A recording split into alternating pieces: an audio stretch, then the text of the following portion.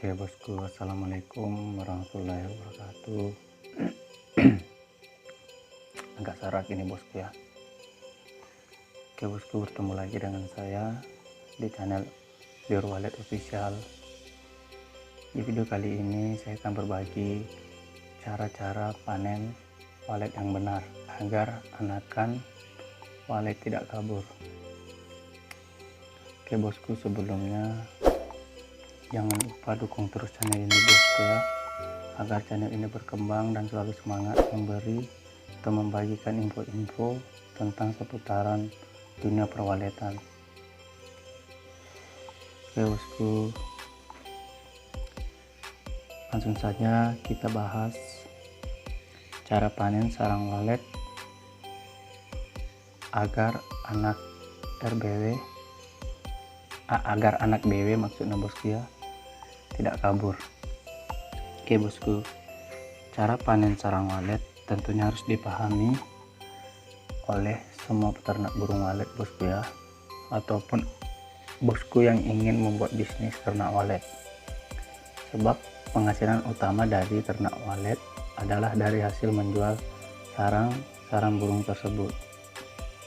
Nah, sebenarnya yang akan dimanfaatkan bukanlah murni sarang walet dengan serabut kayu di dalamnya bosku, melainkan hanya air liur burung walet saja yang dipisahkan dan dibersihkan dari sarang aslinya bosku.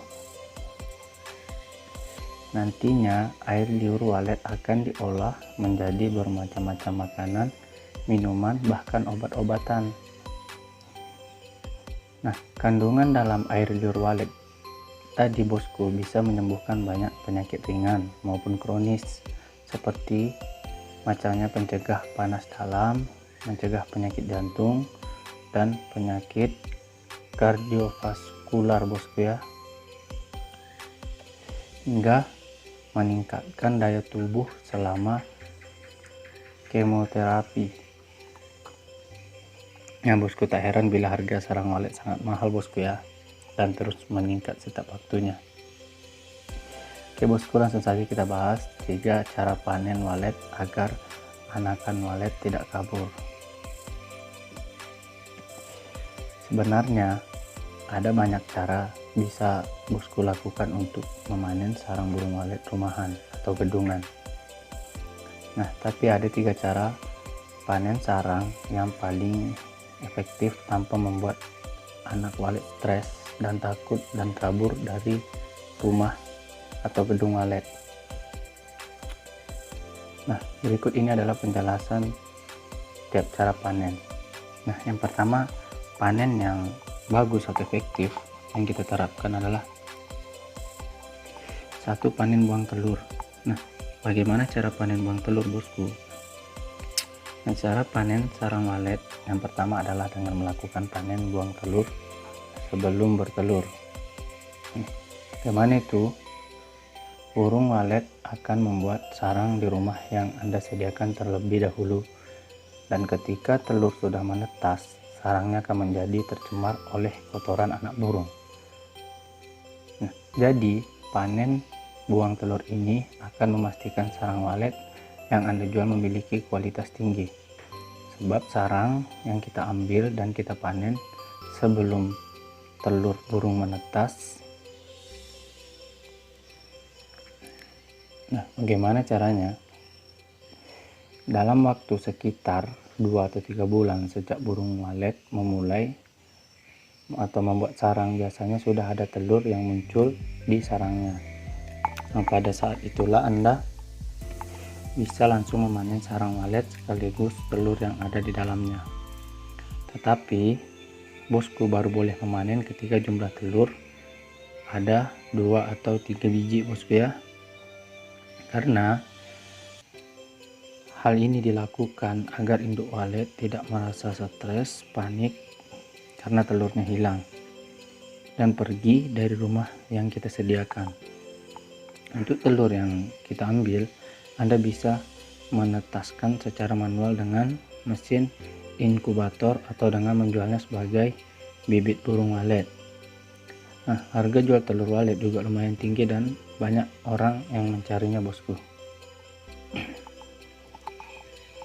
Nah, itu cara panen yang pertama bosku ya. Nah, cara panen kedua bosku yaitu panen penetasan. Cara panen penetasan sarang walet yang kedua ini bosku adalah dengan cara panen penetasan. Metode panen yang satu ini adalah yang paling aman bosku untuk indukan walet. Nah, hanya saja kualitas sarang walet yang dihasilkan tidak terlalu bagus bosku. Nah, jadi cara panen penetasan ini adalah dengan membiarkan walet bertelur, mengarami telurnya hingga telur menetas, dan anak burung walet tumbuh ketika usia anakan walet memasuki 1 bulan bosku ya, atau lebih, dan mereka sudah keluar dari sarangnya. Barulah bosku mengambil sarang walet yang diproduksi. Nah, namun sarang walet yang Anda dapatkan sudah dalam keadaan rusak dan sudah terkena kotoran. Hal ini bisa Anda atasi dengan mencuci sarang walet terlebih dahulu sebelum dijual bosku ya, namun harganya tidak akan setinggi sarang yang masih dalam kondisi bersih atau utuh bosku. Nah, tetapi keuntungan dari metode panen ini adalah jumlah burung walet yang Anda, maksudnya jumlah burung walet yang ada di dalam rumah yang Anda buat akan semakin bertambah bosku. Nah, cara ini tentunya sangat efektif bila Anda masih baru dalam membuat bisnis ternak walet dan jumlah sarang di rumah yang Anda sediakan masih sedikit. Nah, itu cara panen yang kedua bosku ya. Nah, kita sambung langsung ke cara panen 3 bosku ya. Nah, cara panen yang ketiga ini bosku yaitu panen rampasan. Nah, bagaimana cara panen rampasan ini bosku ya? Nah, langsung saja kita bahas bosku ya. Cara panen sarang walet yang terakhir ini bosku adalah dengan panen rampasan. Untuk cara terakhir ini mungkin agak berisiko untuk indukan walet dan anak-anaknya. Nah, kenapa begitu bosku? Nah, sebab Anda akan langsung memanen CW atau sarang walet yang baru saja dibuat sebelum sang indukan menaruh atau meletakkan telur waletnya di sarang tersebut bosku. Dengan begitu, sarang walet yang dipanen akan memiliki kualitas sangat tinggi sebab belum tercemar sama sekali baik oleh kotoran anakan burung walet maupun dari sisa-sisa telurnya bosku. Namun walet yang sudah menyiapkan sarang untuk telurnya bisa menjadi panik bosku dan tidak bisa mengeluarkan telur sebab sarangnya sudah diambil. Mungkin bosku ya, kita kalau pikir agak sadis bosku ya, dan agak tega untuk melakukannya bosku, tetapi hal ini juga bisa diatasi dengan memanen sarang walet sesegera mungkin sebelum telur keluar, misalnya 1 atau 2 minggu sebelum perkiraan walet mengeluarkan telurnya bosku. Jadi dalam waktu 1 atau 2 minggu tersebut walet masih mempunyai waktu untuk membuat sarang pengganti dengan cepat, tetapi hasil sarang yang Anda dapatkan akan menjadi lebih tipis meskipun masih bersih dan utuh. Nah, itu cara yang ketiga bosku ya. Nah, kapan waktu yang tepat untuk panen sarang walet bosku ya? Nah bosku, sebenarnya tidak ada aturan yang jelas mengenai kapan dan berapa kali bosku harus panen sarang waletnya dalam 1 tahun, sebab setiap pembudidaya walet memiliki pendapat masing-masing dan cara masing-masing. Tetapi yang paling bagus bagi saya bosku ya adalah memanen sarang walet sebanyak 3 kali dalam setahun, sebab cara membuat walet memiliki waktu untuk berkembang biak dan membuat jumlah sarang walet yang Anda panen terus bertambah setiap tahunnya bosku. Nah, ketiga dari panen sarang walet yang saya sampaikan tadi juga bisa bosku lakukan selama setahun, tapi diselang-seling bosku secara bergantian. Jadi pada panen pertama Anda menggunakan cara panen penetasan atau menunggu semua telur walet menetas terlebih dahulu dan anakan walet menjadi besar. Nah, sehingga jumlah walet di RBW punya bosku sediakan bertambah banyak. Kemudian pada panen kedua di tengah tahun, bosku bisa melakukan cara panen rampasan. Jadi Anda tidak perlu menunggu walet menaruh telurnya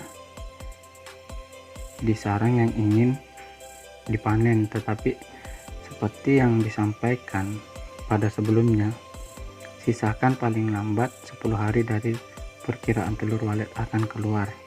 Nah, hal ini agar indukan burung walet tidak stres dan panik karena tidak memiliki sarang untuk bertelur, bosku. Dan pada panen ketiga di akhir tahun, Anda bisa menggunakan cara panen sarang walet buang telur yang bisa menghasilkan sarang atau sewe dengan harga tinggi atau kualitas paling bagus. Selain itu, bosku, pada akhir tahun biasanya harga sarang walet juga mulai melonjak. Jadi pastikan Anda menjual sarang dengan kualitas yang bagus dengan harga yang tinggi.